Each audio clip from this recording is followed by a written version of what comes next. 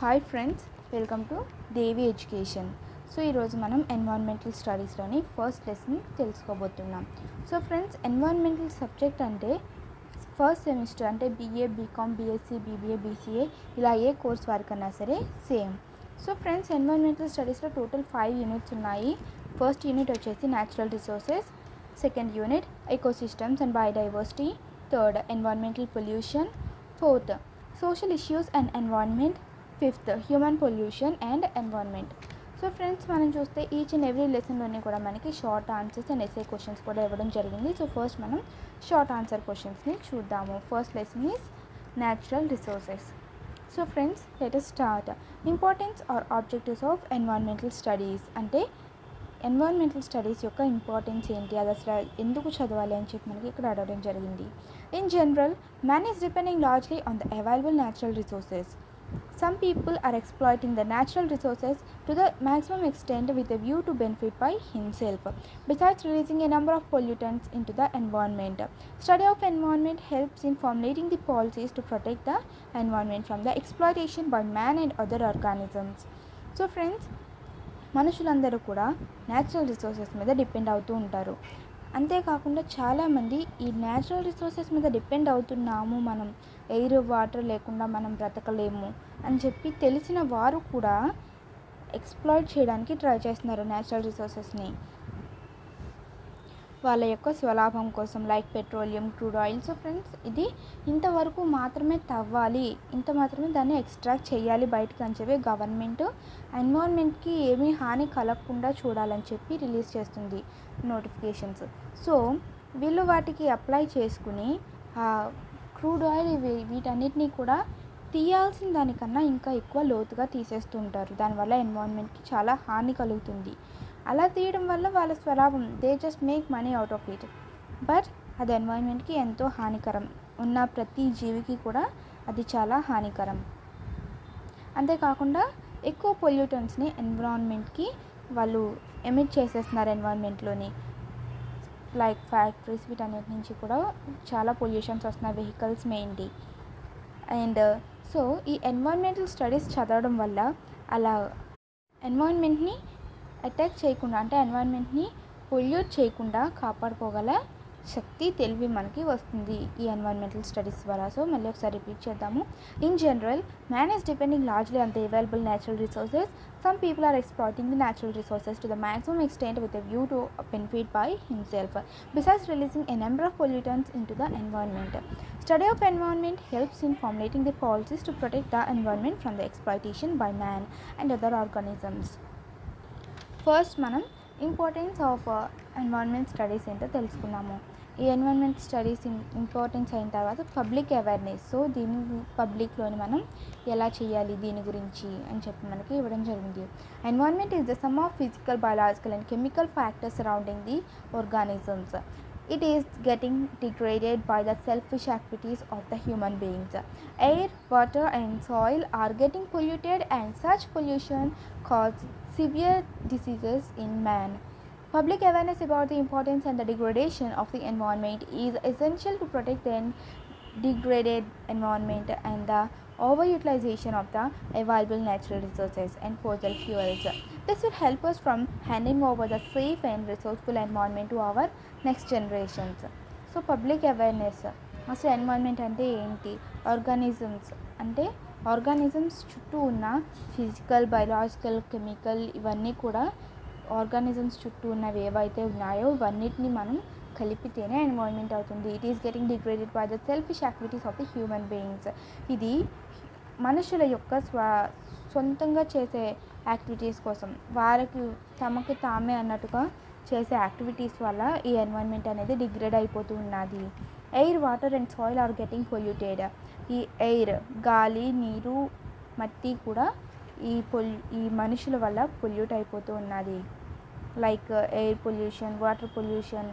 Air అంటే మనం vehicles నుంచి వచ్చే పొగ వల్ల, వాటర్ అంటే ఈ క్రాప్స్లోని కదా మనం ఫెర్టిలైజర్స్ అవి యూజ్ చేస్తూ ఉంటాము. అవి అలా డ్రైన్ అయ్యి ఆ సాయిల్లోంచి వర్షం పడినప్పుడు ఆ వర్షం వాటర్లోకి వెళ్ళి అలా వాటర్ కూడా పొల్యూట్ అవుతుంది. సో ఇలాగా ఎయిర్, వాటర్, సాయిల్ని అన్నిటినీ కూడా పొల్యూట్ చేసేస్తున్నారు. And such pollution cause severe diseases in man. So ఈ పొల్యూషన్ అనేది మనిషికి ఎంతో డిసీజెస్ని తీసుకొస్తుంది. లైక్ ఇప్పుడు ఈ పొల్యూట్ అయిన వాటర్ని తాగడం వల్ల ఎంతో హానికరం మన బాడీకి కూడా. సో అలాగే చాలా డిసీజెస్ అనేవి వచ్చే అవకాశం ఉన్నది దీనివల్ల. Public awareness about the importance and degradation of the environment is essential to protect the degraded environment. So ఇలా జరుగుతుంది. ఈ డిగ్రేడెడ్ ఎన్వైరన్మెంట్ని మనం ఎలాగన్నా సరే కాపాడుకోవాలని చెప్పి అందరికీ తెలియచేయడం అనేది మనకు ఇప్పుడు చాలా అవసరం.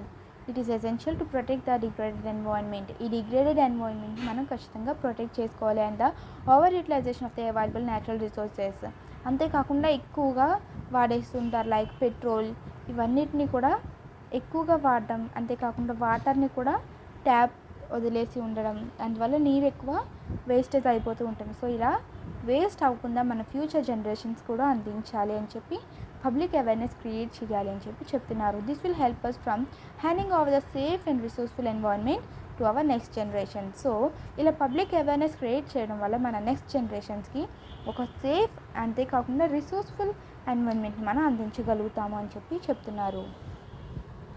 So friends, first environmental studies యొక్క ఇంపార్టెన్స్, దాన్ని ప్రజల్లోని అవేర్నెస్ ఎలా క్రియేట్ చేయాలి అని చెప్పి సెకండ్ క్వశ్చన్. థర్డ్ క్వశ్చన్ వచ్చేసి activities to be encouraged in protecting the ఎన్వైరన్మెంట్ని కాపాడేలాగా యాక్టివిటీస్ ఏవేవి యాక్టివిటీస్ ఉంటాయని చెప్పి మనం అడగడం జరిగింది. To protect the environment from the pollutants, following activities are recommended: afforestation, limited usage of water, application of fertilizers and pesticides as per the recommendation of the government, preventing the humankind from the attack of pathogens, protecting the environment from pollutions, preventing aquatic, aerial and terrestrial environments from pollution, careful utilization of natural resources, protecting the forest and available biodiversity, and conducting public awareness programs to educate the people. So ఎన్వైరన్మెంట్ని protect చేయడానికి ఏవే activities అవసరము important అని చెప్పి మనం ఆలోచిస్తే first one is afforestation, అంటే ఎక్కువగా చెట్లని పెంచడము. అంతేకాకుండా లిమిటెడ్ యూజెస్ ఆఫ్ వాటర్ని వేస్ట్గా వదిలేయకూడదు, అంటే ట్యాప్ ఓపెన్ చేసి బాతింగ్ చేయడము. సో దానివల్ల ట్యాప్ నుంచి వచ్చే వాటర్ అంతా కూడా మనకి వేస్ట్ అయిపోతూ ఉంటుంది. బట్టలు ఉతికేటప్పుడు ట్యాప్ వదిలేయడము. సో అలాగా వాటర్ని మనం లిమిటెడ్గా వాడాలి. అంతేకాకుండా application of fertilisers and pesticides as per the recommendations of the government. So గవర్నమెంట్ని అనుసరించి, అంటే గవర్నమెంట్ ఇచ్చిన రూల్స్ అండ్ రెగ్యులేషన్స్ని అనుసరించి, అంటే ఈ ఫెర్టిలైజర్ని వాడాలి, అది కూడా ఇంత అమౌంట్ మాత్రమే వాడాలి. సో ఈ లిమిటేషన్స్ని ఫాలో అవ్వడం వల్ల మనకి ఈ ప్యాథోజన్స్ ఇలాగ మనకి అటాక్ అవ్వకుండా, మనకి హార్మ్ఫుల్గా ఉండకుండా మనకి ఉంటుంది. దీని ద్వారా ఎన్వైరన్మెంట్ కూడా పొల్యూట్ అవ్వదు. అంతేకాకుండా న్యాచురల్ రిసోర్సెస్ని జాగ్రత్తగా వాడుకోవాలి, like petrol, fuel, diesel etcetera.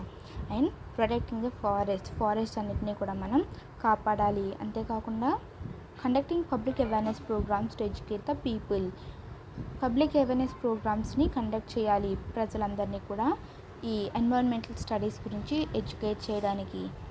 So friends, first importance of environmental studies and public awareness and activities to be encouraged in protecting the environment.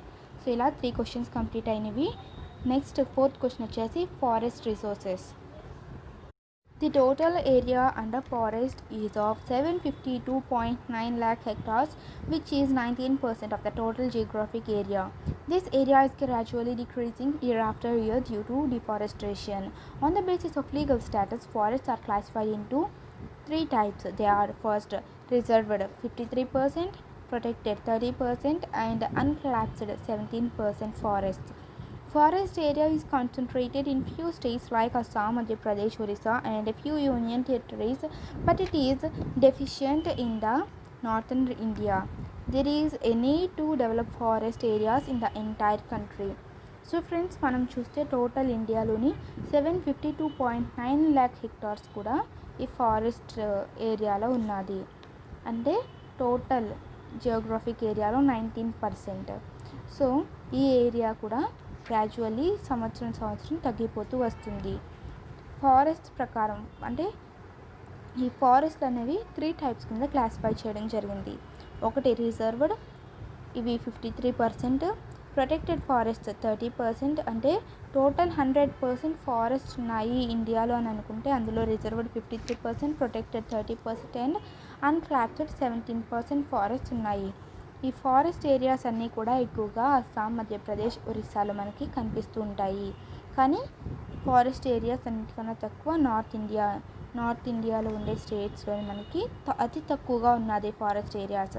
అంతేకాకుండా ఇప్పుడు మన కంట్రీలోని ఫారెస్ట్స్ అనేవి ఇంక్రీజ్ చేయడం మన బాధ్యత. సో టైప్స్ ఆఫ్ ఫారెస్ట్ అన్నీ కూడా మనకి 5 టైప్స్ కింద క్లాసిఫై చేయడం జరిగింది. Evergreen forest, temperate forest, tropical rain forest, grasslands, cultivated grasslands.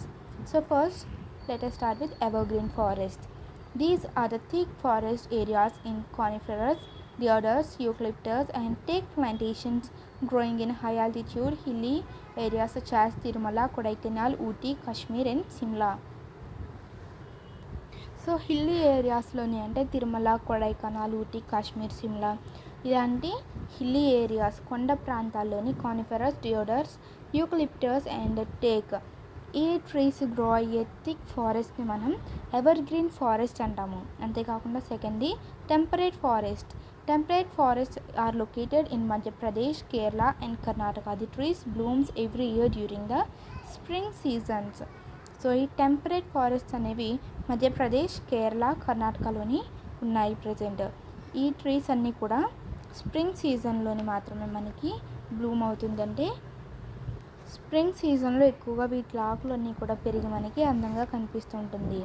And third type is tropical rain forest grow as dense coverage of trees in the areas near to the ఈక్వేటార్.